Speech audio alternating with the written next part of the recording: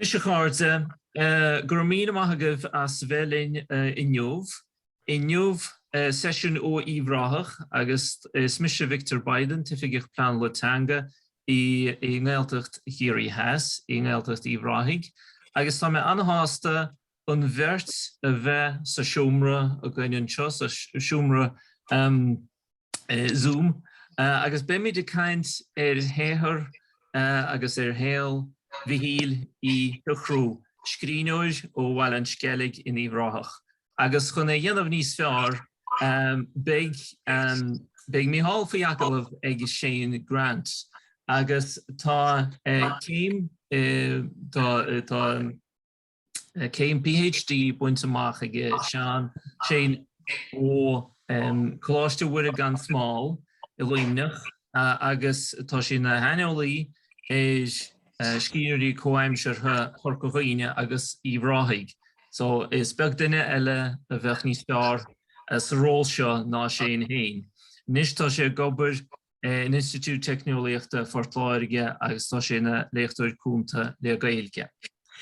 So gur mína ag Shane as a bheith an seo. Mar a deireadh mar íst má bhíon ceisne goibh is féidir scríb sa chat beidir gúil ceiste goibh agus diatamís na ceisne sin is féidir iad a chur ag deir an teisiún seo. Gur mína ag bheith bheith na ríist agus dearme gur just loma gur comhthogra sin an Caifé Litríochta idir na Oifigigh Pleanála Teanga na Gaeltachta. Agus gur mína agah ga chéine bhí ag sesiún eile agus atá ag sesiún seo chumá. Gur mína agah ríist agus tá túirt focail dó Shane. Gur míle agad a Victor. Beidir just gníor hin cúpla duine ríist Victor Malescéal tar cúpla duine nachfuil mute go fóil agus tá.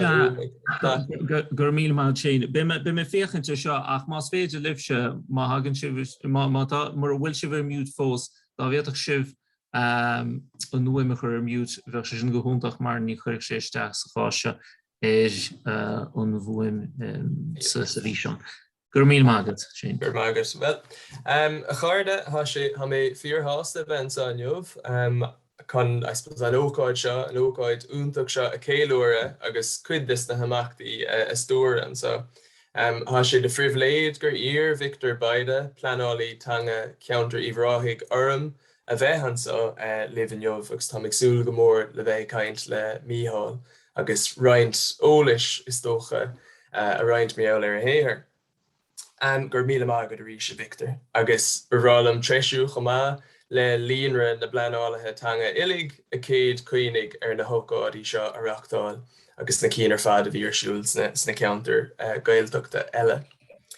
Agus gan a hiile muile bhrálam or náird a tharach inis air agus I le híthe nacht, agus sin é an file agus an duine úntach, lách, crothaach, fíal agus bheathúil Mícheál Ó Siochrú. Agus be gaithne ag golóir agaibh agus am cinnte go bhfuil Mícheál Ó Siochrú mar bhuantóir, mar ile agus mar scríbhneoir próis. Ha ceire chnúsach filiachta fáilte leis, sin idir cnúsaigh an Gaeilge agus a méile, agus ha 3 uairscéal úntacha fáilte leis chumá. Ha dúisina éagsúla buaite aige as ucht de chuid saothair, dúis litirthe an oireachtais buaite aige fé agus ina measc seo brunach an dúis úntaach sa a héair na cóca móra an bhliain sicata I gomórtas litirthe an oireachtais agus bhrálam treisiú agus cógárdachas a dhéanamh le Mícheál as an saothair sin go háirithe. So a bheathúil ha fíor áilta roit agus gur míle agad as ucht a bheith linn conas atá te hain in Uíbh a bheathúil. Go má de bheithe sa Shane go bhreair fad agsú leis an trascainte seo. Gur fad agus mé hain chomá. So a bheathúil agus a chairde bhí sa cuoine bhar dús Tish go bhfuil míad díú counter Uíbh Ráthaigh dar nó agus Mícheál rugach agus tógach a hain sa counter son. An me fásásta roinnt ólais is dócha písa beag cainte dhéanamh de chúlra le de hol in Uíbh Ráthaigh bheathúil. Se díreach rugach agus tógah man Sceilg be I dtíothar Uíbh Ráthaigh. Agus be níosan san sa go dtí Gaeltachta cuisach sláin túla bheithí, cé go raibh an béarla mar go ná hangantí I bhar a bhór módas le tuthe go nám, well de bhíoch an bhéarna lát chumá, agus an méad bhí alát, bhí sé go bín blasta, binrod tá déanacht an méid sin. Ach in ár dignadis mar hampla béarla be hangantí, go lá hangantí, ach de bhí an bhéarla go bínig be hisbóirí ag an Bealtaine. Agus de lárídís méad áirithe gailire, go mór an is da méid sé go raide ordatha chuin, de chatarí sé an gailin, chuir a wit, ná bí an bhára, I mig leat fé géan an mágus fa ag mar sin. Se de bhí chud bhá gail nán, ach bhí a delistatigh se gunne sin, de bhí an seanachas. Ó, ní arú a mé sin go deo. Far mór seanachas a be maithir. Do hóg taig go mar a chuúd is an bailthir bíala sa méad áirithe uig, agus do hóg sé annachad ar fad ón áithir, má hen áithir se. Maidir an féin, de hánas fé an áil na scéalta sin ar a díntáin agus mé an a bheog, ní cuioineh ceníis. De hain éon rud a bheith granús na scéalta lum. Ó befreilm an rutile de an wetlads ag shaol a siar amach ar Sceilg bhíhíl, ceir a bí a clúsach á fáile agus an ceannaí fiún agus sé a géirigh deir an dád aimsú. Agus daim siad a leis an baiste fála mór práis sa bharig ar rompa.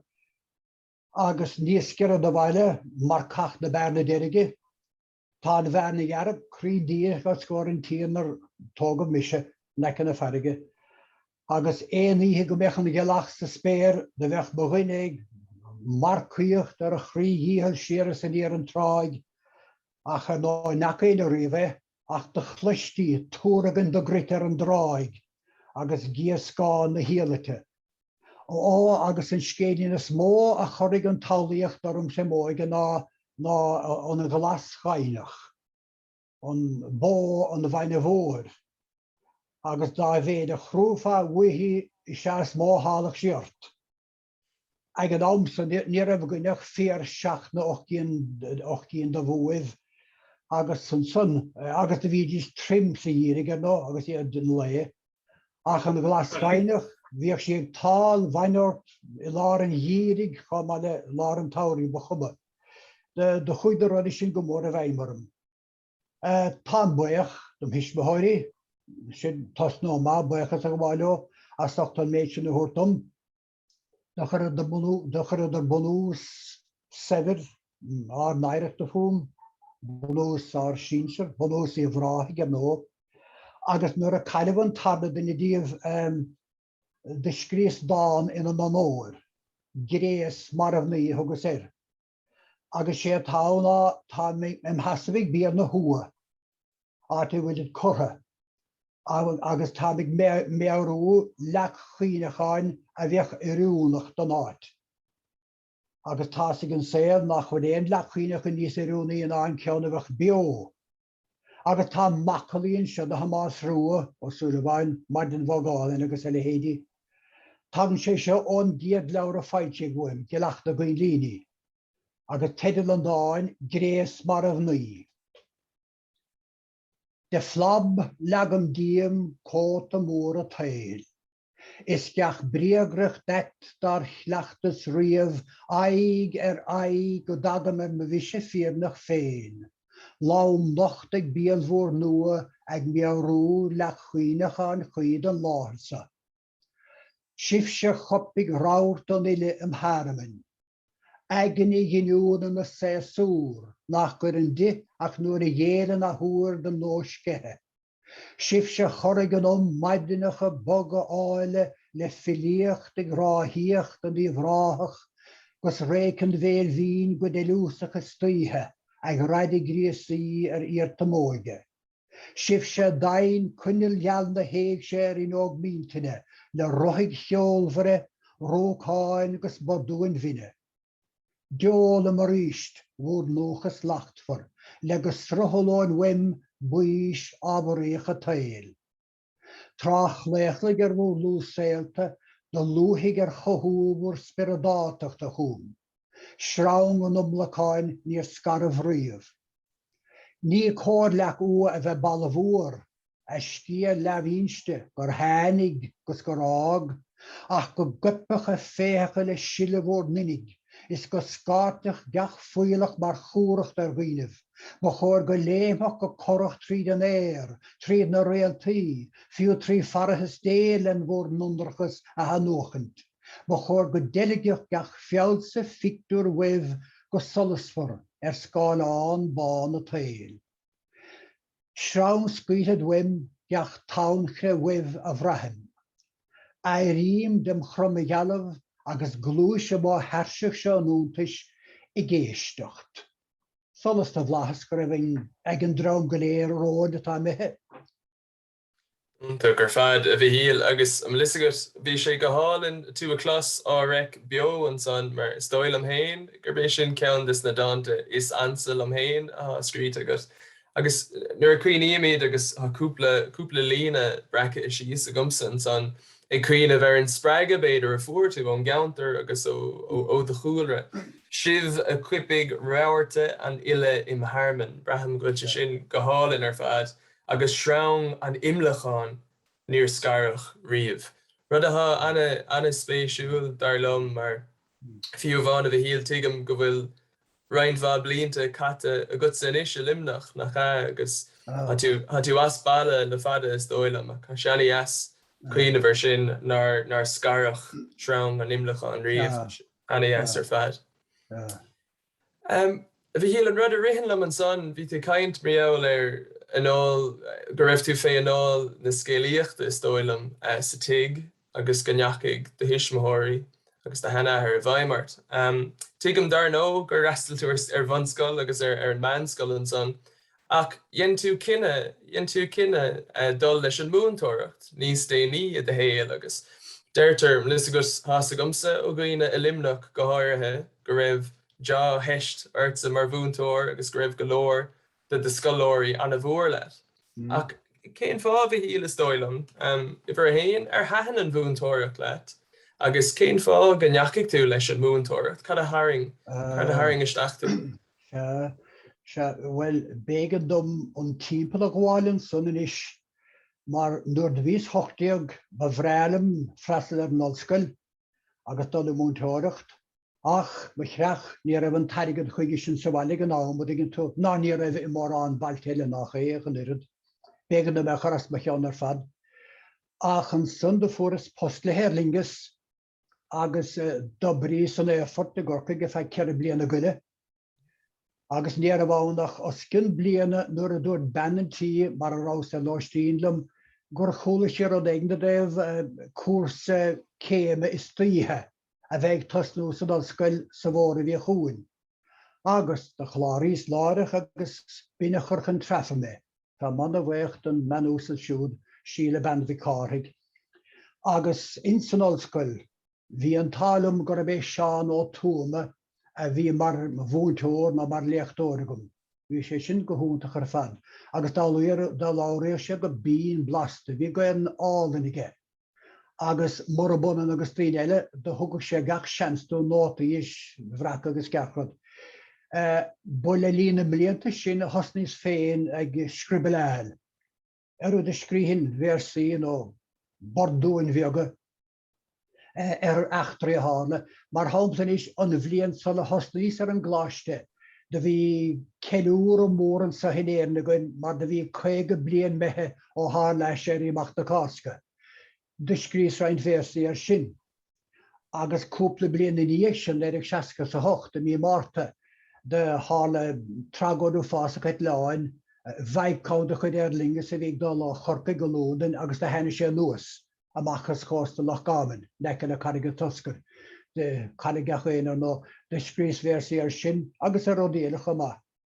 Ar a tad caite bhain fadó, cheapas nach ra bhéh an táchlu, ach de bhí nó sa bhéidir gur tús mo chud scríbhneoireachta iad son. Deirigh le a chéime bhaint amach, agus an son ní raibh le déanamh bliana bháin chun an tá testa sa dachas dhéanamh, agus an son bhain ábalta múntóireachtála gorcaig. Ach an saoire sin de tháinig litar ó ollscoil chuam, árála a bheith ag bailúlum san áit, suas go limitach. Mar gur oscail chorcaí brainte den gúr sa thusa sunna gláiste bhuiir an smáil. Agus níar a bhéon rá a gcuine ar a seola Bhaile lasmud a radius nadidir 5 míle ceapan den gláisteach a bheith imeacht. Agus tá hanas go limirach agus rinte gom fila ríist nuair a bheith sé hart. Dí dhéanaine an cúrsa sin a limirach agus béan rud a smó heastan na bachar maigna ná an léocht dénach a thugann túr colm Kildúin. Léocht ó riile bhí go hútach má. Agus mar dach sí sláán againn. Síse, well, a bhúltóiríoga fuaimh sin is atá sláánú na Gaeltaine. Well, níor chlánaí mar ar nó, ach nar a bhúntach ar fad an sppraga sin de leideog mar mise bhí ag tostómacha múna, níor ghearúdas riomh. An rud bachachtaí dar hála ar na bliana sin a limirach ná gur bhuailes le spéirbhean. Agus chun stíal garadíanamh de bin deir le corcagón. Agus áthíon cuasaí mar sin, agus a chachas blianta fadan san ag múna limirach. I gus leán a gúnig a bhrucht na sinnere agus is tí lá na caharach. Agus bohan sanna hasna sa scríban áíirih. Agus bhí a gairí go máilm, an dána is sé lés amachchan san á chéanamh as san géad leabhar filiochta do gan áigh sé sin an chéad dús san reachtas. Agus fuair cúpla dúsí na leis, rudí is spragan daoine chun leanúnta raig agus nó bachóir go spracach. Ach nemda sé de bhí dacrachtaí gom sa feige bhd glacalm féin mar ír ile, mar ile ceart. Ara de bhí an túrim a gom dá mense ba ile ceart go mén gafhfuile sin giúnas agus leis an nuignas agus leis an éon aránach an tamar fad. Agus a bhíon leis úranta. Ach díat an I bheith sóisiúta chama had gin tú bhhearm don amach agus an títarn agus an chreic agus cúpla deoch nó trí agus rud é mar sin. Agus bhfuil is agat de chúlas Uíbh an Bóland ag léamh chud a mléictí an uair sin, file scríomh as bíorla. Agus dúirt sí an dáráid seo, dúirt sí go mbíonn filí ann agus go mbíonn daoine a scrín filiocht, agus de higus láthair chun difríocht. Filí bíonn daoine níos a bheith gafail I filiocht an tamar fad, go lá aimseartha. Ach daoine scrín filiocht bhainteann a bheith siúdan is, ag gobar go lá aimse mé féin a chu scríomh ón go hám. Nadidir do thug sé tamas fadar an ghlacha lei sin níor ghlachas lim féin mar ile an áíirih go dtí go scrís an túrscéal an file. Agus do heléitheigh sé sin mar an rodidum. Agus riamh hin ghlacham lim féin is mar ile. Ní réon lán aimse, ní réon páirt aimse, file tú héad ó file cumasach tú héin, ting tú na cuasaí seo. Mar sin is file nuamh mé agus tám chósáasta agus a díotach file a bheith. Mícheál beidir go dtach méisteach an son, há sé sin fíor spéisiúil, a méad a luigh tú faoi ní raibh tú sásta, nó nach raibh tú sásta ghlacha leat é mar ile. Agus luigh tú agus beimid just don lucht éisteachta, beimid ag file ar phlé a dhéanamh ar an leabhar seo níos déanaí sa chórá seo. Ach braham, bhí híal canna héamh mar sin gur éirigh tú nó go dánig tú ar hiiscint níos fearr tar éis dit an leabhar sin a scríomh mar dar nó buineann sé le saol file. Liste an raibh tunnachar ag an bro sé scríbhneoir de 6 hours go raibh tú ag déanamh macnamh ar na ceistena sin agus tú ag scríomh nó cad dearfá? No, bhí sé dul an níos beidir, cuasa íse, nadidir. Nadidir well de bhí Mícheál féin sa leabhar sin an príomh character agus nadidir beidir go raibh sa scríomh maiall ar an féin. Nadidir de léitheir sé mar andam agus beidir cuasa íse leis beidir ag dul an níos beidir níos a gom sin. Tuigim gur mágad bhí híal filimid ar sin i gceann tamil beidir. No, an rud a rihan lumsa inis a bhí híal há ráta agus Mícheál ar de chuid filiochta agus Mícheál ar de cúlra. Ach is dar nó is scríbhneoir mór is dói lumsa péis go le prós tú chumá agus go mbíonn tú ag plé leis an bros. An fé láthair I de héal ceocha is fearr leatsa, an fearr leat bheith cumann na filíochta, nó an fearr leat bheith scríomh rudí níos fuide nó cad deirfá. Is bralum an túscéil nuair a bhíonn sé díonta. Éon uair a chríoch níos úr scéal, de thugus mód an féin nach dos nón ceann a rís go deol an bharthain. Is obair anna chrámaí. I mo chásan is bheith rá bhliain ar a líad a gceist. Agus rodalige ní léon scilin a riomhaireacht agam, agus bíon ar an déagdáil chun é chlár scríomh, agus ach fós níotain rá dhéanamh dá riamh. Is íbal an ilíocht an túscéalaigh, is even am deach genre an litríocht dá riamh, gearcéalaigh, seanscéalta na héanrod. Agus ar a scríam an ilíocht a scríam sin is dá filíocht perstan de chuid is móstócha. Bhí mar a caint hena féin ba an ról an ile sa tochaí inmh, bhain sé sin gáir gcónaí asam. Bhím sin is ag scríomh filíocht an Gaeltachta i Gaeltacht Iarlaimirí, céad ról atá gomsa sa tochaí an sa feic na bhrásastócha. Beidir go bhfuil siniciúlach nílas a gom. Bhhailm go mbeadh ról a gom sa tochaí. Ach nendar beidir nach mar sin bachór dá bheith. Cuidí mar Yates. Ordo a dúr Yates sanna d an drama scríg sé the Countess Kathleen. Tréis sé amach the casca de chur sé cheist. Did that play of mine set out certain men the English shot. Ach ceapan féin gur hántásach é sin de Yates ceist mar sin a chur. A cheapa go bhíocht a chrod ag na scríg sé dhína dhríosach an gríomh. Nandar. De bhí file eile ann agus ní cuine me henam nó enam. Ach dúirt an file sin a bhallart. Dúirt an file sin nar hosnig dáin éí riamh. Agus beidir go mbeadh teach lei sin. Ach réanós maidir le scríomh na filíochta, tá roinnt dáanta san úscéil sin an filigum agus bhhailm ceanna bhána le mór an bhiste leat. Muiste thola gur bhíle. Caian éanaar is tedal dó, tá sin sothagam. Agus bhfuil cílín caian éanaar éín beag an nó, a bhíon scarthamach ón go déile. Caian éanaar. An caian éanaar ar chreab, tres scartha ón slua, sinna chinúnt. Éan cor ag creb an uigenis lena cheansú, gan dún lena bhallart. Ach uiribh, ból an taim filar an alta, etilta chosci hán, an eistí le cheilt, laut sa gná víganach. Gus gan de thora ach an taim rú, brút onarba mar nach díomh é. Mearíonn sin cibal a stig, gus glacam gus dó chúil nar húil riamh dó an dá hráig. Ach gur beáin a bheith corntha ar a chuid gróic ar chreab. Ar sin mar sin a bhí míad filí, bhí míad corntha ar gcuid gróic ar chahír nó leban ó Hérod.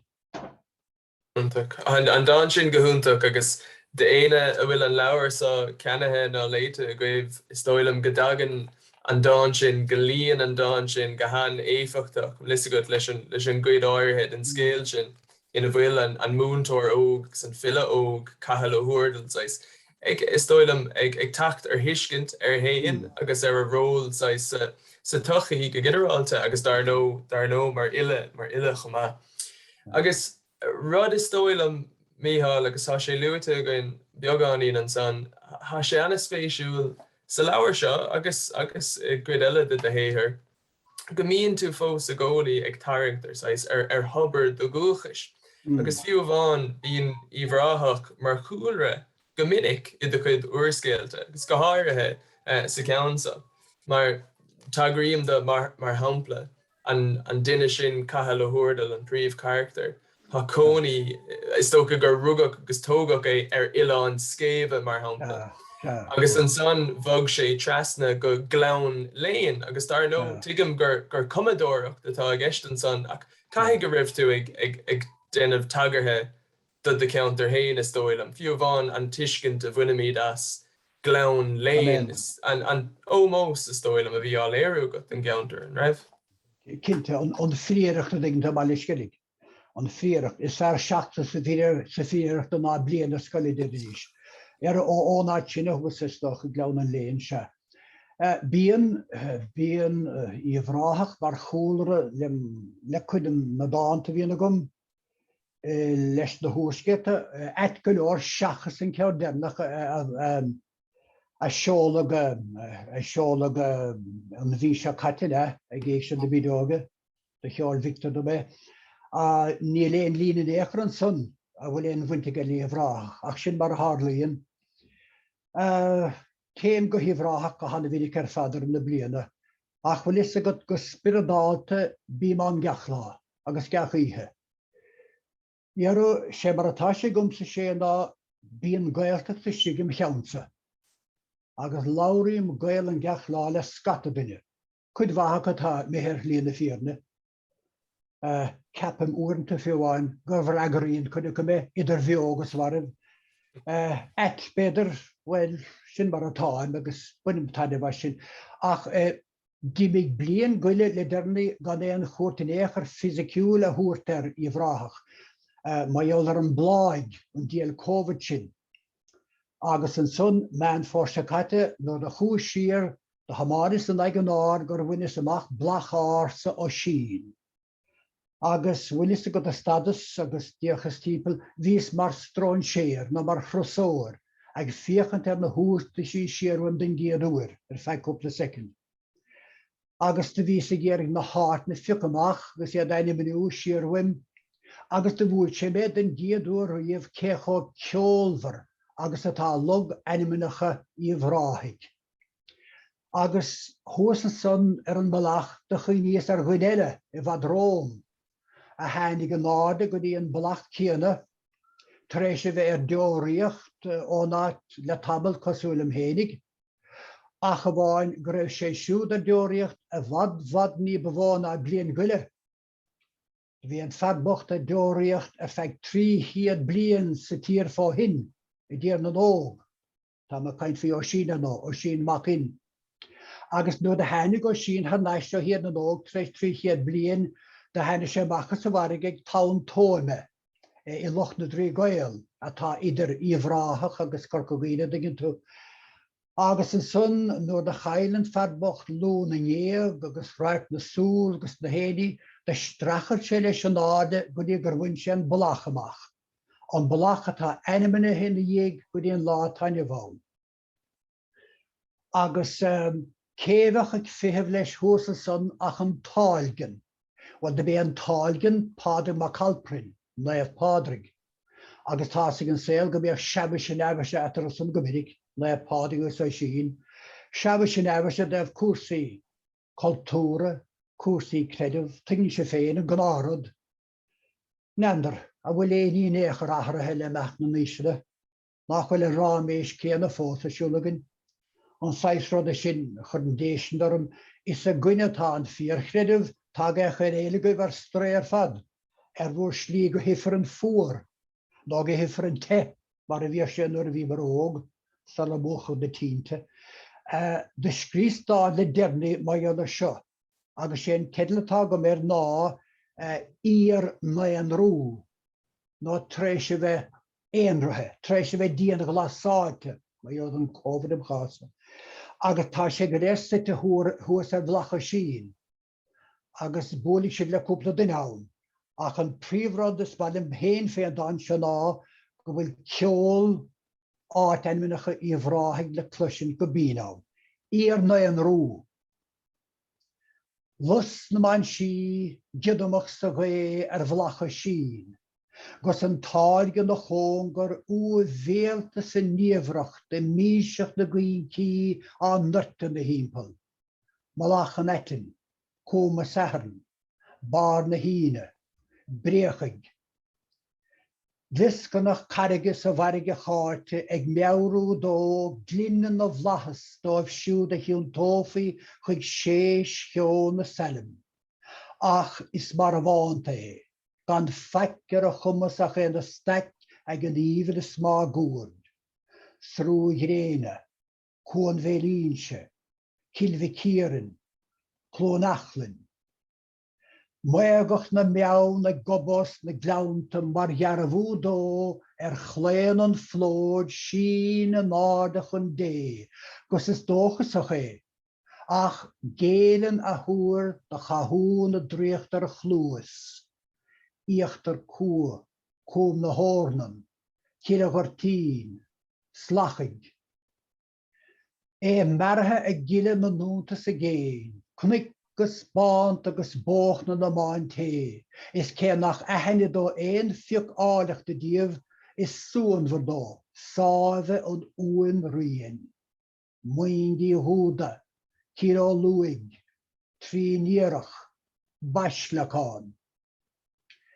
Treis file da bhac sean dal critach an vinis ó chiantah deoríocht a fó hin, leanan le linnar nó háin, a cantan a chúch ag túna chun dheilcreacht an Cíl rialig, bóli chuil, míle gólín, na leiba. Baníon an táilgan an drámúig siar gus casan ar a hála, an ceoltóra a chuideacht le díagras de stráncáin ársa chrí. Nefad glána ceachta díomh lugar na glog na bhín. Crach na nav, clahán na nua, rín caharach, cíl o'r lí, dú cheala, na scalaga. Níor a bhéin seamas sin efesin sa natra, giad farástóch a grefan bua ag ó sin. Ach tá an rodsan sa dána tá gom ben bhenig an táilgan a drámúig siar. Ar bu vinnig a chúda sa bhaile nuair a bhí beag nar hánig páda chofad a siar ach le blacha sin agus go núirte bennaí muim siar sibh. Achas cuine go maithir ag míniúdum cad a héad nar hánig sé.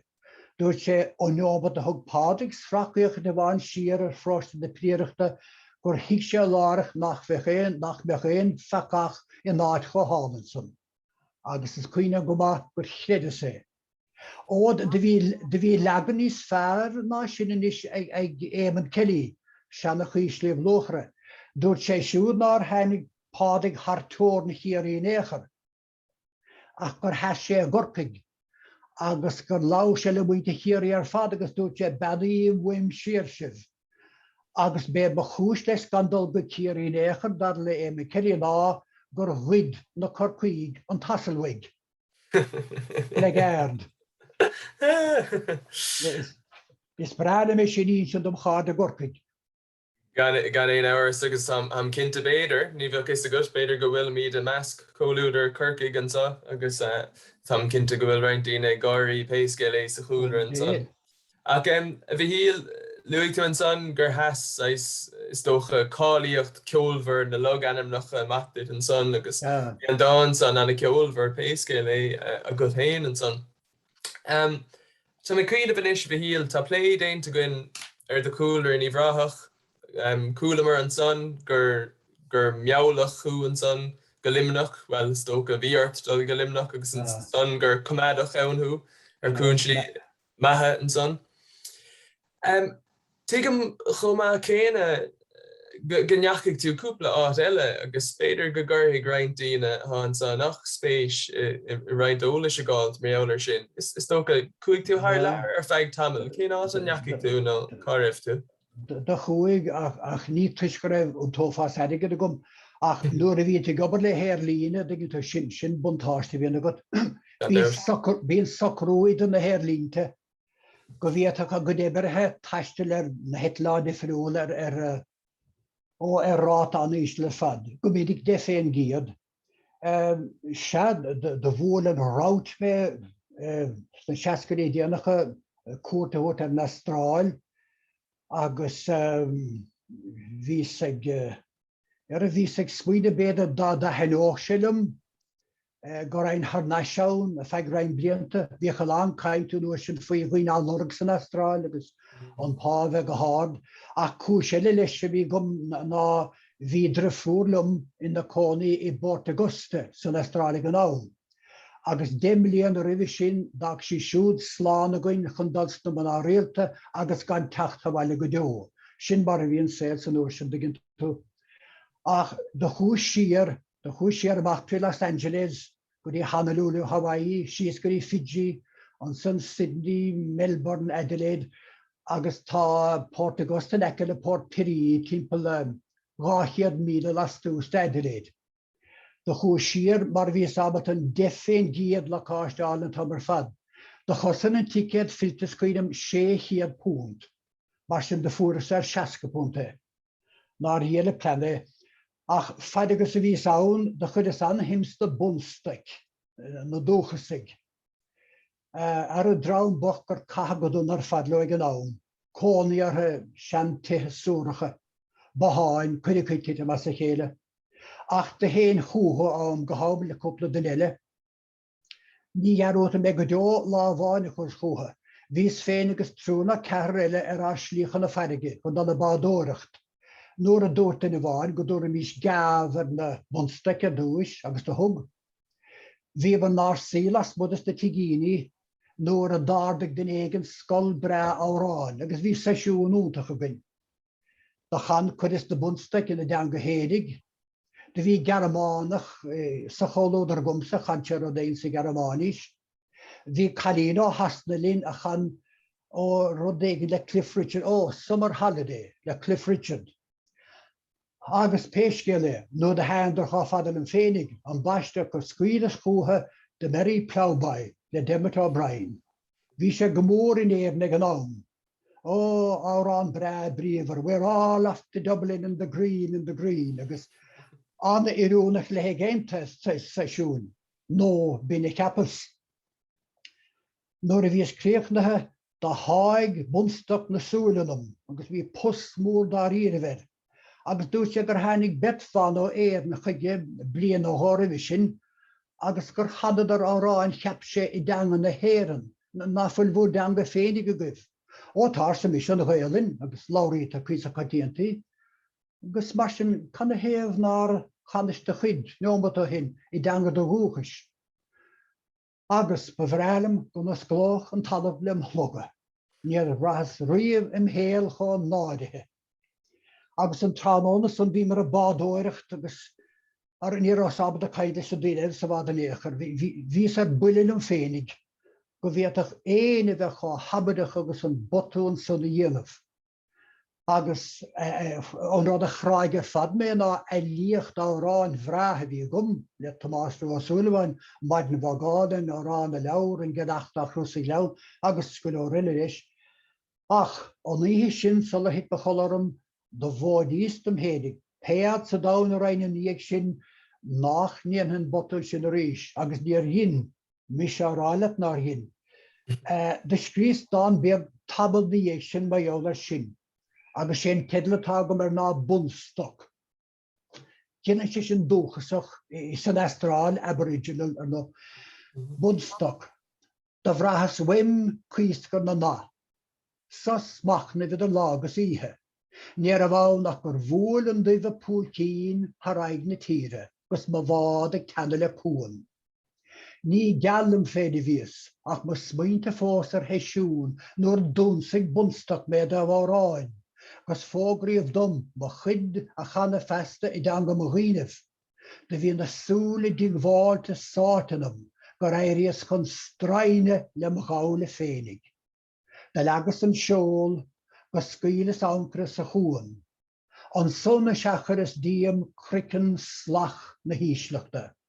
Agus dás in na áit, sethe bhród mo bhaointere, gus de bhís foláin. Me taca i seilad ar mo gúchas trí narchadas i Port Pirie na Hastráile. Ó díad nach fada bhaile hé díláirithe chun teachtar ar an lúchas, ach sanna gríocht dóbe tarad annig ránúran is bhaid ar an nachta sin. Agus is sé seothe, níd a babal a canan éachar sin in éon Teanga. Léann Teanga. Agus gur míle mágad as an méid sin a reinlinn a bhí híal agus is tócha an dáin fiú bháin a léigh tú an sandún tunnachar an taistil sin le feiscint do chuid saothair agus dar nó bíon tunnachar ag a taistil héal daoine péiscéile agus am cinnte gur fág agraíonn san díag dis na hána éagsúla sin a dhéiscint agus cuairteúirt orthab. Bhí sa cuiineh an son rud a hasamach domsa bhí mar caint cúpla bliain ó hin agus chuirrma héin agallamh Mícheál ar do chuid scríbhneoireachta agus Mícheál ar Uíbh Ráthaigh. Agus is cuiinm go nuair tú lom ó thaobh litríocht an bhéarla hása go bhí a héin dar nó ag plé le litríocht na Gaeltaine, beidir uíche agus an ollscoil fé an áil cheannaí tuama, ach dúir tú lom agus is cuiinm an lína a gcónaí dúir tú. Gur oscail is dóilm de bhean céile dain litríochta an bhéarla goit, agus has sé sin amach domsa cén sais litríochta is dóilm a chuireach ar do thuúla an son. Agus in seofaidú an fé sin. Ní cuioine bé siad atá sé fíor de dhéanaine staréir ar an méle san ollscoil, de dhéanaine Gaelan béarla agus stair vís cáilechan is an na bhúna. Ach neamdar vís teoranta go maith is bhéarla. Bhí anna hime go gcónaí cebhare híine agus Ívan bóla agus a lehéadí. Ach mar hamptan is bhí feibéige gom le dhéats. Las budde beidir lechia dáin níor bhachas leis. Ach nuair do bhfuil lem fartnéir, dúirtí gur bé dhéats an fille bans ar fad le hí. Agus an son dúirtí ag fisreacht anm, agus hosnaí dá leh ríist. Agus fuair is amachige an tabal gur sár ilar fade, agus gur íon lá talibhón is midig a hágam an leabhar dearg sin selected poems on shelf. Dusca sí mothúlan cosúla seán á túm agus mé féinna gorcaig bhí múntar úntach béarla siúd scoil na turfa tilimirach. Dar banim an túr Eileen Hónan. Agus bhí sé go húntaach tar a darmh. Agus a máthair féin freisin sa Bhaile, bhí sé gcónaí gáirta bheithe na classic go léamh. Dusca sí mothúla de ilíocht na man go minic ar lehéidir Sylvia Plath, Elizabeth Bishop, Emily Dickinson agus é san ar fad. Agus rodile fiúháin, de hahan áráníocht Joni Mitchell agus Bob Dylan go mór lumsa a bhís an ógar fad. De hahan na lyricídum chomá leis an geol. Ach de thug mo fartnéir filíocht ar a bhíoch ar siúla gin betachas son. Agus do bhí an cat leis nar bronnach an Nobel na Litríochta ar Bob Dylan cúpla bliain ó hin. Diggin tú sa Gaelan bhí maidin i leathan ar fad, de hahan gach éon dot sa Gaelan ó éon íslam. Ach vís beganin cúng ná teornta sa bhéal, is íhan le béarla. Ach ó bhúr is léhí tá maidin níos lehan ar fad. Sanna gréich dáig mé sin. Is sé an dáin béarla, an chiad dáin béarla gur thugus taide mo chrídó. Ná dáinín beag dá diad silver le bhátar de le méir. Maiall ar íspéir healaí agus dahan aige don na héní. Dáinín áidir a fad agus fiúbán sa lá tanna bhón, nuair a écha mar an gelach mar handanne, déirim an dáin sin amach le féin. Begáinín craceáach sin mar atá. Sin mar atá. Bhfuil cuid sin agus inis as tá heasa bhí Silver? Bhfuil sin Éará ó má tá sé me ceann. Slowly, silently, now the moon walks the night in her silver shoon. This way and that she peers and sees silver fruit upon silver trees. One by one the casements catch her beams beneath a silvery thatch. Crouched in his kennel like a log, with paws of silver sleeps the dog. From their shadowy coat the white breasts peep of doves in a silver feathered sleep. A harvest mouse goes scampering by with silver claws and silver eye, and moveless fish in the waters gleam by silver reeds in a silver stream. On dáinín béarla is ála dar chunas riamh capim. Go hálan, agus há sé go díal gur an sé leat agus há lis agus fiú dom's hain bheith an pásanta ha sé anna hanamhach a bheith ábalta don mar son lis go cuioine bheith go ar an dá agus é ric. Tá sé go má vís tí ráimhlíon díobh defin se gur mágad a sé sin a reintlinn. sin.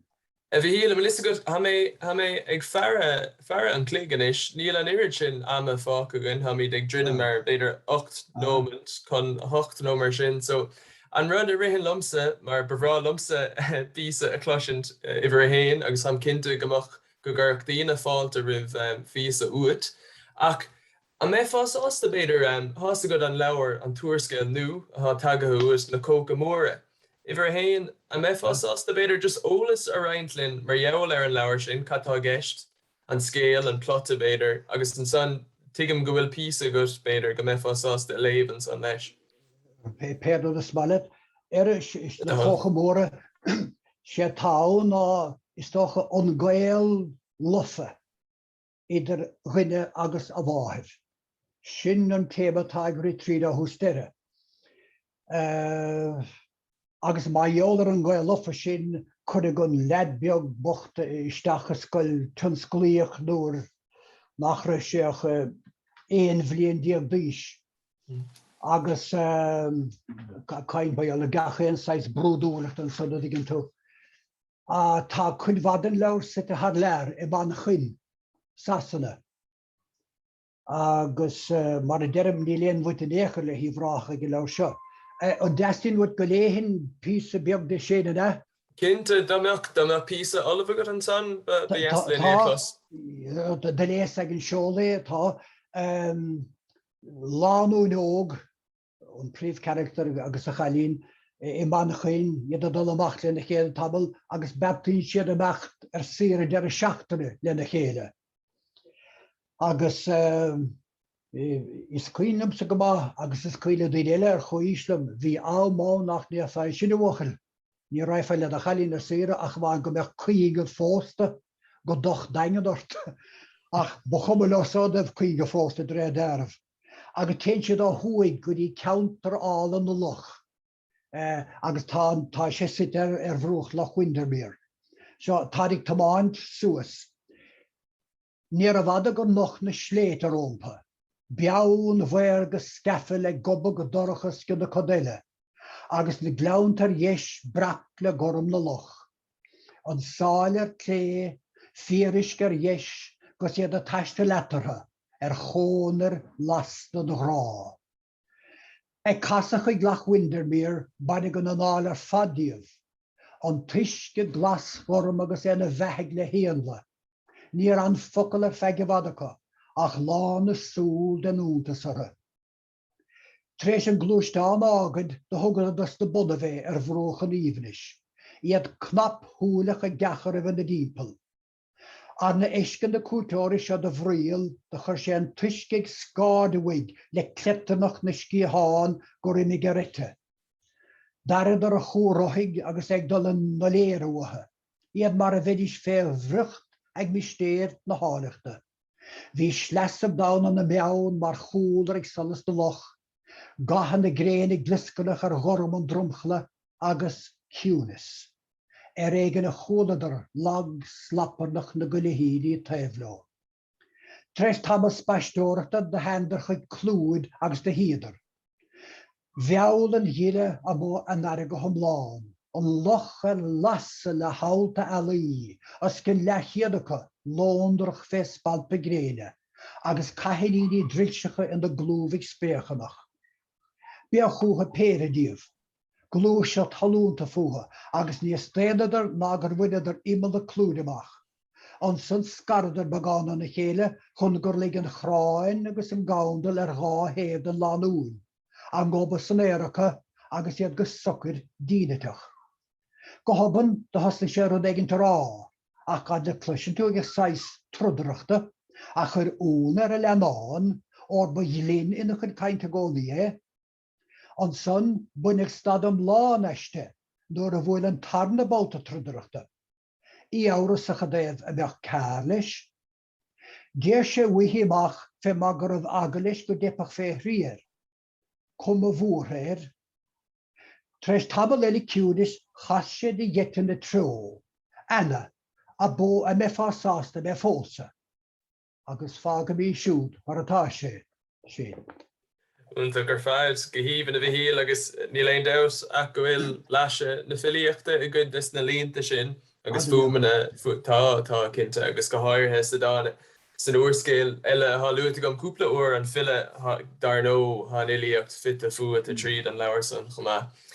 A bhíhíal níon fácha a gomsa dáiríre ach mo bhuiachas a go bháil leatsa as a bheith linn an sa nacht, bhí sé go híomhann Lis go bín sé gcónaí spéisiúil domsa mar higann hain a bheith caint leat agus bheith búla leat agus bhain is hain an taitneamh as an ggóra seo. Beidir go dheas domsa agus do gcuoine eile Mícheál tuigim go bhfuil beidir just dáin a bháin fácha an san agat gur roinnig tú dáin ar bhaithe le clósúir chur amachtaí na híthe seo. An mé fásásta písa ón dáin san a léamh agus an san má bhíon ceiste go deire ghlacha míad leis an gceist buna míon a míad a gceart. So a raibh leatha aon de dá. Dear me dáin beag mé allar amfulas móige. Beidir gur cholató deh amfulas Delphi na Gréige fadó ar a cloch chusrice agus díanamh curceógar agus de chtétíí nuair sin gur mé sin críláir na crunne. Well, nuair de bhí sa gairí níos mar na Sceilg, de bhí cloch chusrice eile 9,000 amach sa bharige, Sceilg bhíhíal, mar chríláir na crunne gumsa, céannar chús ann goí gorás fása suas go maith, ach níl crop curceóga ar an Sceilg, ach má hen tú suas, tá na cealla curceógacha thuas an son. Mar sin ré amfulas móige agus éon uair a chús ar an Sceilg tá típa 7 strappa nuair hagad a gríon bar is féidir dul a glácán tabal eile ar an bhéir tá sé sábháilte go leor. Agus an son nuair a híonn go háda na bhéir an son. Well, mar a bhfuil spiridátacht a thuas an son sin níl spiridátacht in ébhal. Níor thugas mar heidir an dáin seach bháin Sceilg. Stuic na carige tá paiste fíormar le lácáin is iad a ríist chuig an tóran idir cloch go siaríocht. Ai géan is scamal cóadhaim go smúd seo mar alling ar siúnas. Os cin réna fuime glachan cádóg scí a Marrakech. Scalan stúil glégal híos brisin go sail sían ar a bíní bána go síhaliatariad. Fuián ar gúrdal ag dúnaiscí háin le saide chun iescaig, gus tá an tair brac le bríl, saibhéir gus cébaig. An sa im an lód de grap manach éigint an staire creagach, gus chuig ar na ceire buín har an baiste féirfa seo, daun éalathe, daun an chóracht áda bhlaise, daun chathú anama.